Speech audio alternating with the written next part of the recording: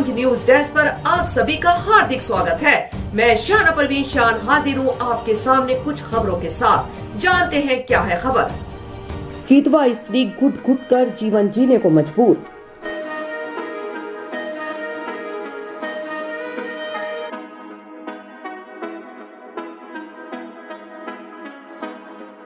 पति की मृत्यु हो जाने के बाद किसी भी पत्नी की स्थिति काफी चिंताजनक मानी जाती है और मानी भी क्यों न जाए जब उसे बार बार हर बार यह एहसास कराया जाता रहेगा कि वह विधवा हो चुकी है और अब उसके जीवन का कोई अर्थ शेष नहीं रह गया है, तो स्थिति तो स्वतः ही खराब हो जाएगी।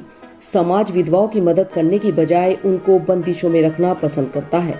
विधवाओं के सामने अब केवल पति के न होने का एक अकेला गम ही नहीं होता, बल्कि पारिवारिक, सामाजिक, वित्तीय और आर्थिक समस्याएं भी मुंह खोले सामने आकर खड़ी हो जाती हैं। विधवा के सामने असमंजस की स्थिति उत्पन्न हो जाती है कि समाज में खुद को छुपा कर रखे या इन जिम्मेदारियों को पूरा करे।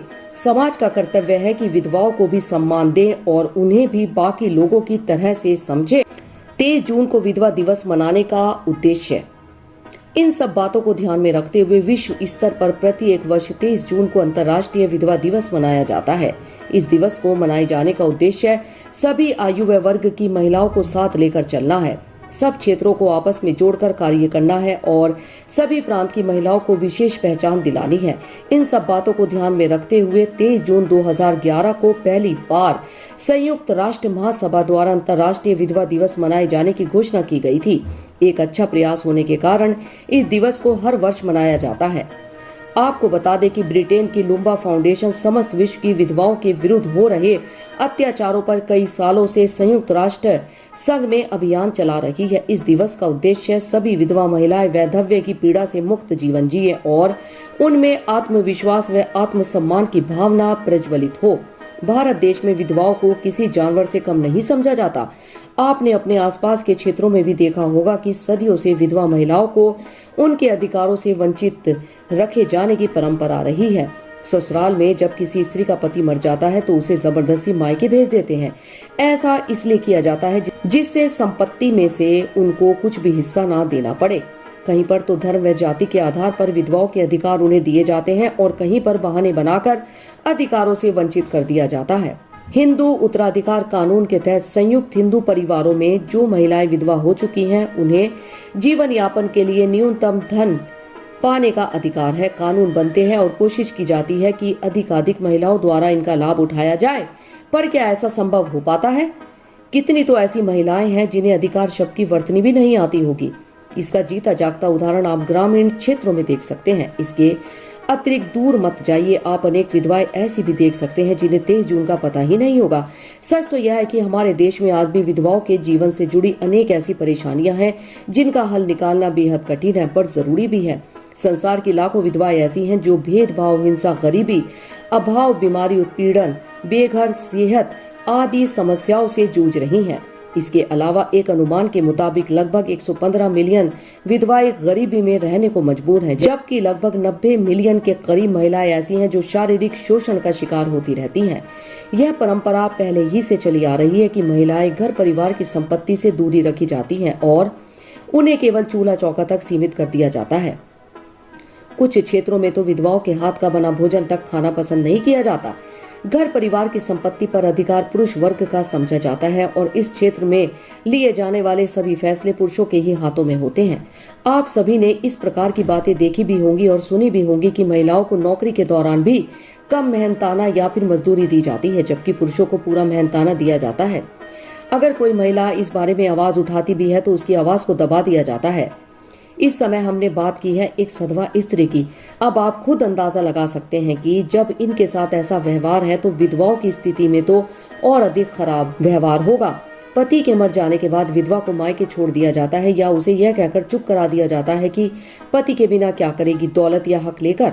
ऐसे में विधवा की स्थिति इतनी खराब हो जाती है कि उसके पास खाने को एक दाना तक नहीं होता। विधुर पुरुष को कोई परेशानी नहीं होती। वह पहले पत्नी के साथ रहता था, अब अकेला रहता है, पर उसके अधिकारों में कोई कमी नहीं आती।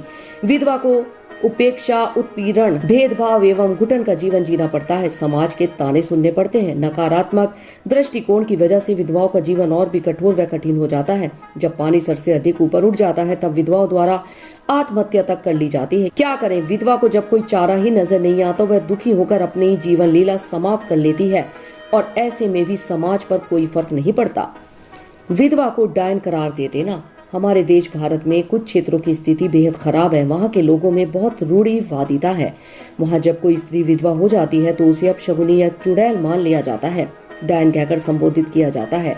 उत्तर व मध्य भारत और नेपाल के कुछ ग्रामीण क्षेत्रों में ऐसी घटनाएं सुनने व देखने में आई हैं, पर समाज में अंधविश्वास इतना अधिक है कि वहाँ की स्थानीय पंचायतें भी इस मामले में कुछ नहीं कर पाई। राजस्थान की बात करें तो वहाँ भी स्थिति बेहद गंभीर है। वहाँ विधवाओं के साथ त्रासदी एवं हिंसात्मक व्यवहार किया जाता है। विधवा को घर का एक छोटा कोना रहने को दे दिया जाता है और घर के मांगलिक कार्यों में वह शामिल नहीं की जाती। अपशगुन कहकर संबोधित करते हैं और पहनने को सफेद धोती दी जाती है। विधवा अपने बालों को सही ढंग से कंघी तक नहीं कर सकती। उसे बार बार यह एहसास करा दिया जाता है कि तुम्हारे पति के मरने के बाद तुम बेशक जीवित हो परंतु तुम मरी हुई के ही समान हो। यदि एक पुरुष विधुर है तो क्या उसके साथ भी इस तरह का बर्बरता वाला व्यवहार किया जाता है? फिर नारी के साथ क्यों? नारी को मनुष्य क्यों नहीं समझा जाता? विधवा होने में भला उसका क्या अपराध? फिर उसे ऐसी हृदय विदारक वेदना क्यों भोगनी पड़ती है? समाज व हम सबका यह दायित्व है कि ऐसी वियोगिनी योगिनियों के प्रति सहानुभूति, संवेदना एवं समानतापूर्ण वातावरण का निर्माण हम सबको मिलकर करना चाहिए और विधवाओं को यह एहसास कराना चाहिए कि पति के मरने के बाद तुम जीवित हो और अभी तुम्हें आगे बढ़कर अपने कर्तव्यों का निर्वाह करते हुए परिवार को संभालना है। कब तक झुकेगी विधवा? कब तक झुकेगी विधवा? एक दिन उसको उठना होगा। अपने प्रति किए अन्याय को उसे मिटाना होगा। अपशगुनी नहीं विधवा, ना ही विधवा डायन है। एक नारी है पहले विधवा, यह नारा लोगों के दिलों में बसाना होगा।